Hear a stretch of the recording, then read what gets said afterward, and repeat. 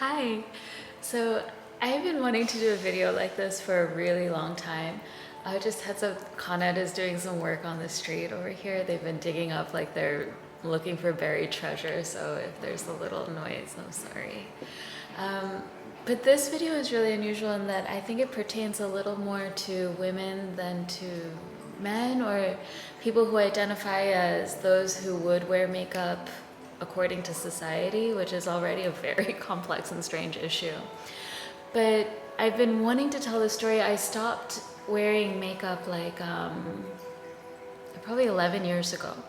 11 or 12 years ago, and honestly I don't miss it at all. I did do a photo shoot for a friend a year or two ago where they asked me to put on some under eye concealer, and I was like a little offended for half a second, and then I went out and bought a product that I used for that one time, and just that was it. But okay, so this is everything that I own, and I also want to tell you the reason why I started this journey. It was not really a journey, it was kind of the ending of a journey.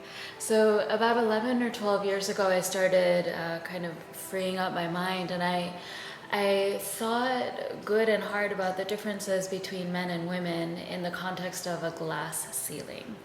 So I'm not a corporate ladder climber. I'm not corporate anything, but just the conceptually, ideologically is very interesting to me that men have higher earning potential unless you're a model for every field, right? And so what is it that women are doing? We're busier, right? Like taking care of the home and the children mostly. I don't have children, I do have a home. But just ideologically that there is a societal standard that men are able to rise above and women are not. So immediately my mind went to the idea of, okay, so women are spending how much time and how much money on our appearances, right? And this is so, again, society. We're supposed to look a certain way. We're supposed to please others' expectations in many, many, many ways. And makeup is just one of these things.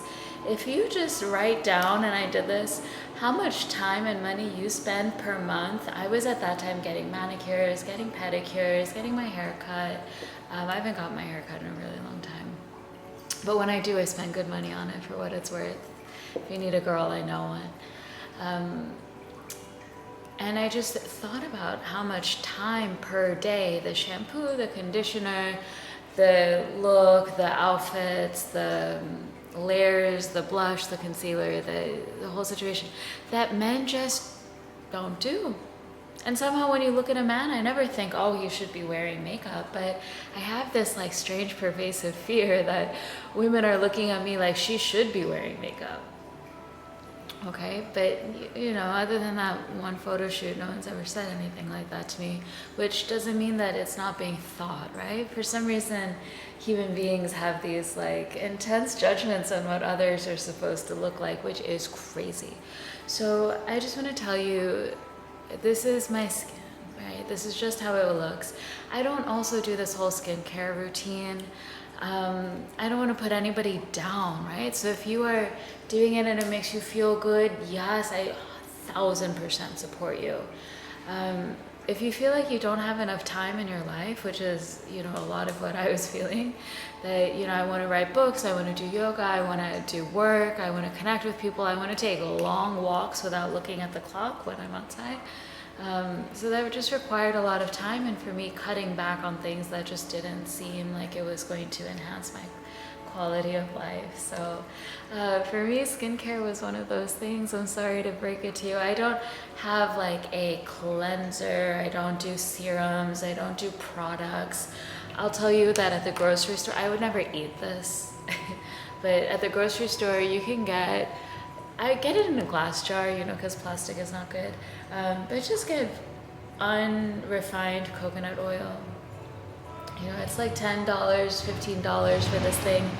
Here's another secret, again, sorry, street sound. Here's another secret is that all the coconuts right now in the world, I was told, are organic because they just don't spray palm trees for whatever reason. So I think every coconut oil product is going to be labeled organic, whether or not it is. They just are. It's a nice thing. So this is what I use head to toe. This is 100% of my skincare routine. I also have lip balm, chapstick. I took the label off of this. It is plastic bound, but for what it's worth, the ingredients are very simple. There's like 2 or 3 of, I think 4 of them, 4 ingredients. And it's local. It's made in like New Jersey in some little batch kitchen, and they sell it at Whole Foods, so it's super convenient.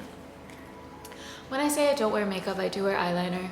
And I'm not very particular about which eyeliner, so the last one I wore it down to like this big, where it's just like you could barely sharpen it. I would suggest, for me, I don't use the plastic automatic ones, even though it's convenient. Organic, right? This one's Pacifica, it's super dark. I don't like the stuff that's like, we're gonna be 24 hours on your face, you might as well get a tattoo, that's how good this eyeliner is. Like, I don't want stuff like that on my face. That's another thing. So 11, 12 years ago when I stopped wearing makeup, it was purely like a fuck you to the patriarchy, right? In a way, like, I'm gonna be a woman. If a man doesn't need to put makeup on his face, I don't need to put makeup on my face. I stopped getting my nails done. I stopped buying clothes for a long time. Also, for the last few months, I haven't bought any clothes. I have plenty.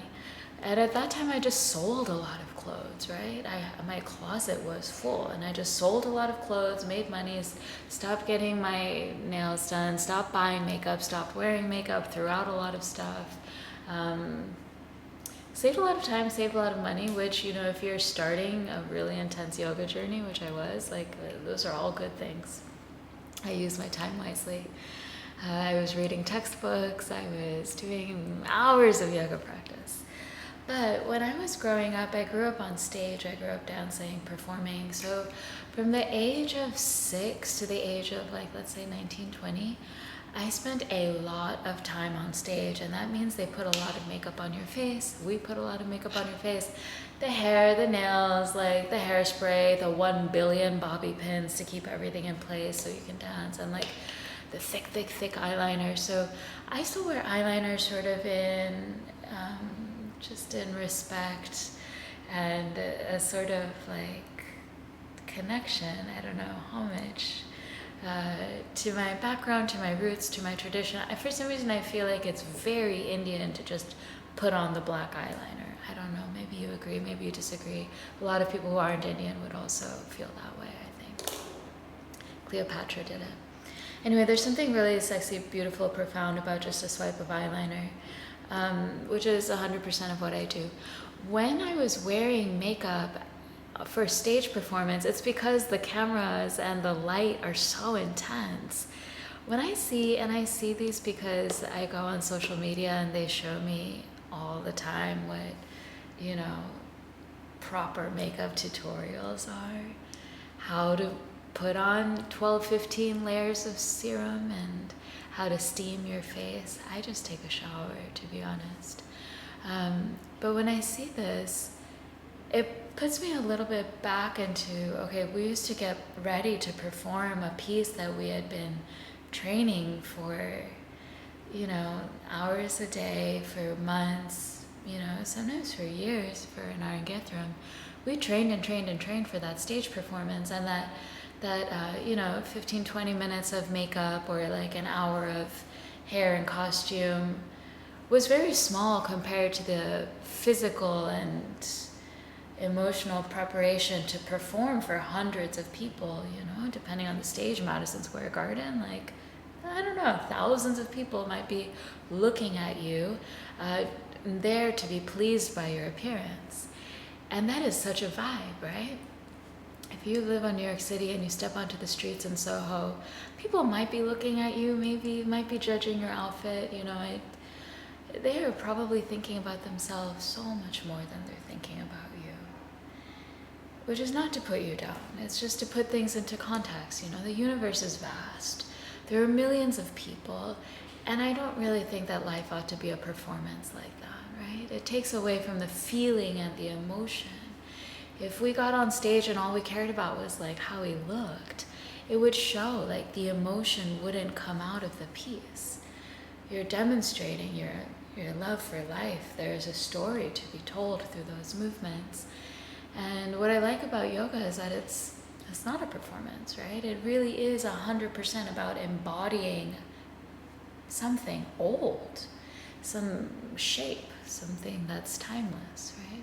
Maybe old is not the right word, because here again, they're always judging you about aging too, right? Get this done, get that done, put on these layers, cover up your wrinkles. I'll tell you what works. I just have it with me is water. This is really good water.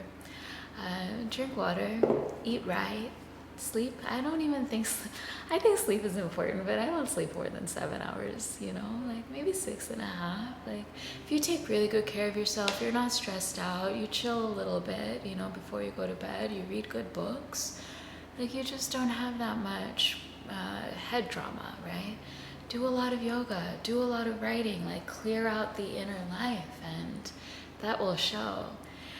My last point about makeup is I just don't think those ingredients are going to do good things for your face.